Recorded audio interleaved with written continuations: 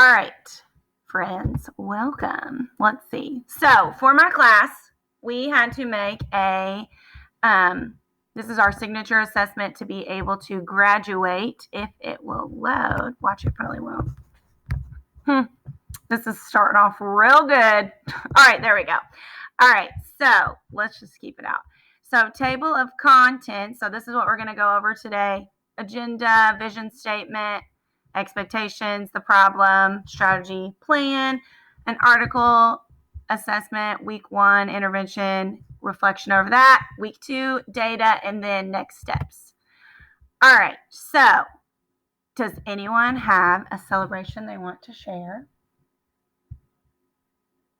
Sample, go ahead. Well, I have a personal celebration. We are starting to potty train my 2-year-old. So he has been going on the potty and getting little M&M treats. So there's a huge celebration. So when you get older and decide to have children someday, then you will get to have this fun experience in your life. So there's my celebration. Barbie just did that too, not too long ago. Yeah, we are still, yes, we are working on that process. So my celebration is also to do with my children, like Miss Hinkle has a little kiddo, but mine is in school. And so it was called a tax competition, and she won first place in her artwork and in her poetry, and also in a science that she had to take. And then she won second place in creative writing. So she now has to go to state competitions, so we're really excited for her. And also, we're excited when it will be over too, and all the pressure will be off. Wahoo, that is exciting. Well, my celebration is that this is my last class before I graduate. So when I get this over with, it'll be got my master's. Okay, so this is a vision statement that I created of how I think our PLC is, and I talked very highly of our PLC and how awesome we are and how we always work together. So together we collaborate as educators in a safe place to create quality and purposeful common assessments. Together our instruction will ensure equity for all students based on data analysis, student progress, and achievement. Our professional learning community will share the responsibility of providing individualized support for each student with the goal of preparing them for middle school and beyond. So I threw in our Greenwood at the end that Miss Johnson says to us every day. And here is our Gator PLC expectations: respectful, engaged, ambitious learners, which I also talked about in a reflection that goes along with what we say to our kids on a daily basis. Okay, so for this project, I had to pick a student and I had to think of a problem. So each year we know students leave one grade and they go to the next and they're not on grade level. So we've seen that a lot, especially this year. Our kindergartners coming to us in first grade not on grade level because they missed a whole lot of school. So I have one student in particular that has entered with a lot of key kindergarten skills that he is missing. So what I chose to focus on with him is the beginning, middle, and ending sounds in CVC words. So we're also focusing on sight words and other strategies, but really hearing those sounds in those CVC words that will help him work towards reading grade level text. All right, so the strategy that I chose at first to use, which is a simple strategy we use all the time, using Elkonin boxes. So this will teach students the number of phonemes in a word, giving him a true understanding of how to decode and break apart a word. So he would use an Elkonin box to stretch out the word and focus on each sound. So I'm sure all of us have used Elkonin boxes before. So the plan is he will receive one-on-one intervention. During this time, it will be based on his needs, supply him with kindergarten skills that he's missing. We're going to focus on CVC words, using those Elkonin boxes, maybe have some missing beginning sounds, middle sound, ending sounds. They're differentiated for him, and it's specifically to meet his needs. So the student's progress will be tracked, and I'm going to look for common mistakes and patterns within short vowel words and next steps for instruction. So I found an article that just talked about the evidence and the importance of Elkonin boxes and how students use those to visually see the phonemes and the words and stretching them out. So that just kind of based the strategy that I am using. All right, so just to begin, I gave the student these words. He could not write any of these, maybe a couple letters, but he got a 0 on the pre-assessment of being able to successfully write CVC words. So then based on that, I made a plan. So day 1, we reviewed letters and letter sounds, especially going over those vowels. Then on Tuesday, we focused on the Elkonin boxes with the missing beginning sound. Then this was a short intervention, so I tried to speed it up and do maybe too many things at once, but just to show we were working in different areas. So then Wednesday, we focused on the ending sound. He knows all of his sounds and all of his letters, so just getting those missing parts and being able to blend it back together. That middle sound we know is the hardest for them to hear, so practicing with that. And then on Friday, I saw if he could do the words by himself. So each day we focused on a different part. So after that, he was able to successfully create 4 out of the 6 after the first week, when in the beginning he did 0. So for the number 10, he wrote TIN, which obviously was the incorrect 10, but that was still good for me to see he's stretching out that word. For cap, he wrote hat. Hat is a more familiar word for him, so I think he just went with that word. But the problem that I saw that this student will stretch out his word, but he cannot put that beginning sound back on it. So if he says ought, he says ought. So ox, he says ox. So I reached out to speech because he is in very intensive speech to see what we can do to make him be able to put that beginning sound back on that word. So he got to the point where he could stretch the word out, but he cannot blend it back together. Okay, so then after talking with her and getting a better understanding of like his disability in speech and that kind of thing, I went to, she said that he is successful on certain letters, so I started with those. S and V. She said he should be very like 80% or more able to do those. So we started with some words with sat, sit, sun, with familiar words that he knows the letter sounds and able to build up his confidence. Then on Tuesday, he is successful with the sight word at. So then I thought of maybe just sticking to a word family and focusing on that at and changing that beginning sound. That was a struggle. He could only do it with 1 out of the 6 words in the very beginning. So then Wednesday, sorry, my little things are messed up. Wednesday, we went back and we did at again, and I will show you his data in just a second. So then I wanted to try another word family, so we did ugh and practiced ugh for the next 2 days while reviewing the other ones. So the first day, he couldn't get any.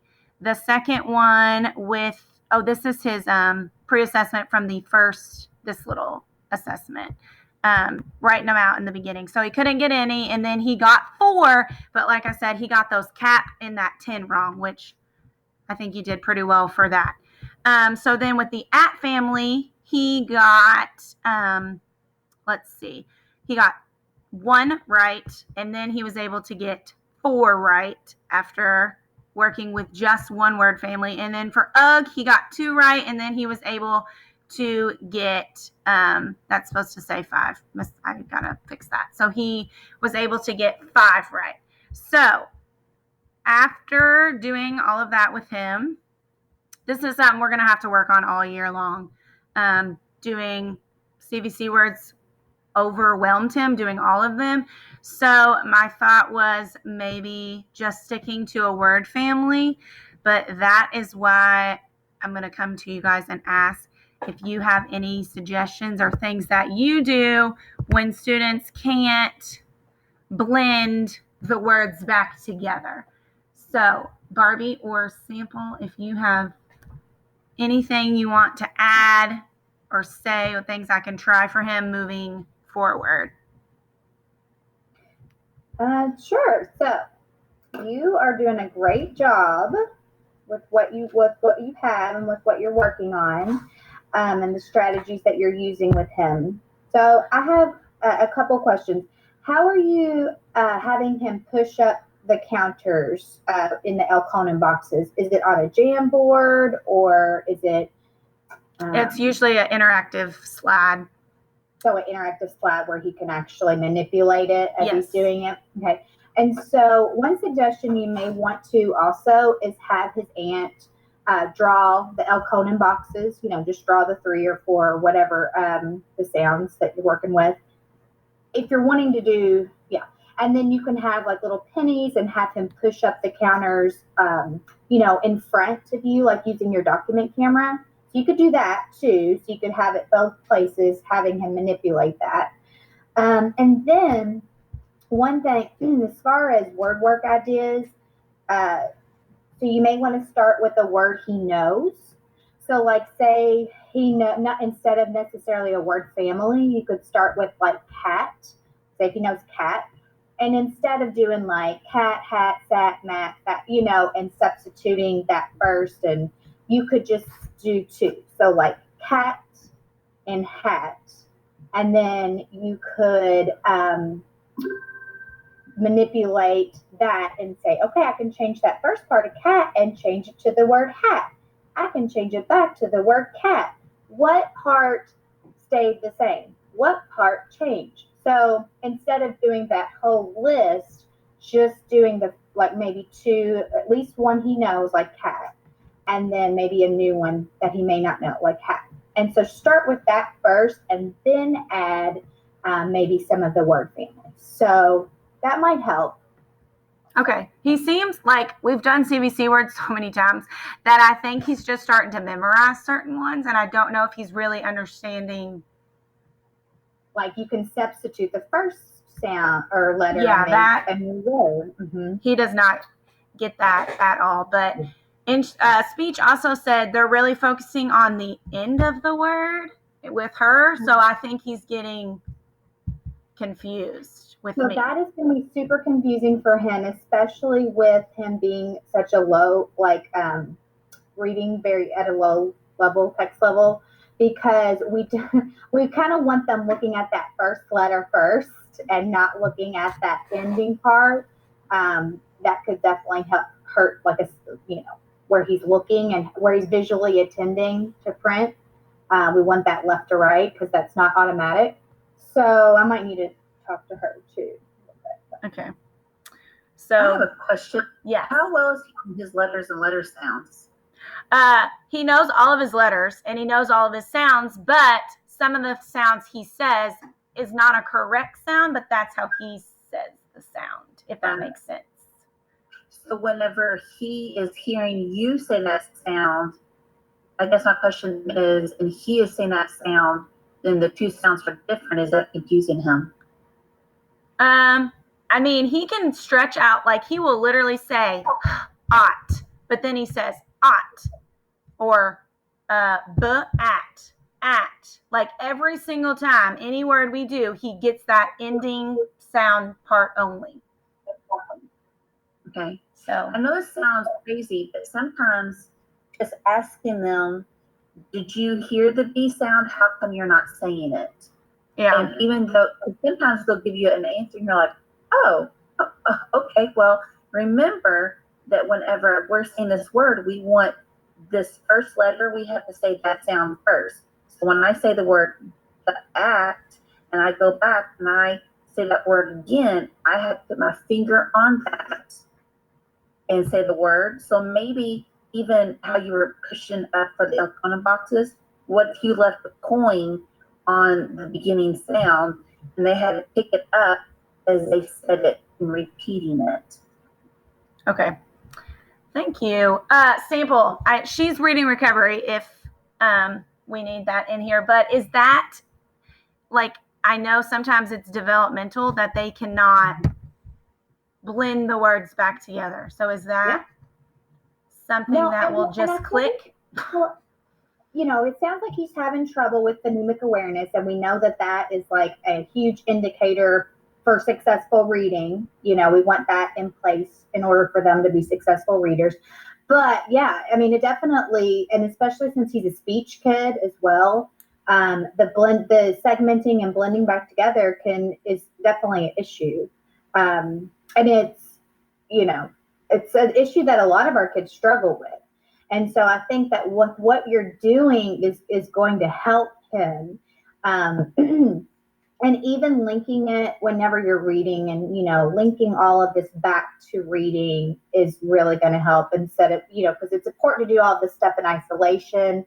And then when you're going back and reading, you're saying, oh, there's that word, cat, or, whatever it is. So he knows that can be like it's not just isolation. He can use it when he's reading. But yeah, I mean, it's pretty common in a lot of our reading recovery kids in the beginning. So like, even if we're working on the at, like if we were working on at or bat, should we read like a decodable text that would have those words in it? Yeah, so creating echoes across your lesson is what we call it in reading recovery. So linking our word work with what they're going to be reading that day and then going back to it. And then, it may come up in our writing that day too, and you can't obviously magically make it happen in every lesson, but when it does, you can try to plan for it and then address it. But, you just wrote that word. Oh, you read that word earlier, and just having them being flexible and making those connections. Thank you, friends. Barbie, you have anything else? Great job, Elena. No, it sounds like a lot of good suggestions. Yes. Yeah. Thank you very much. You're very welcome. All right, let me stop.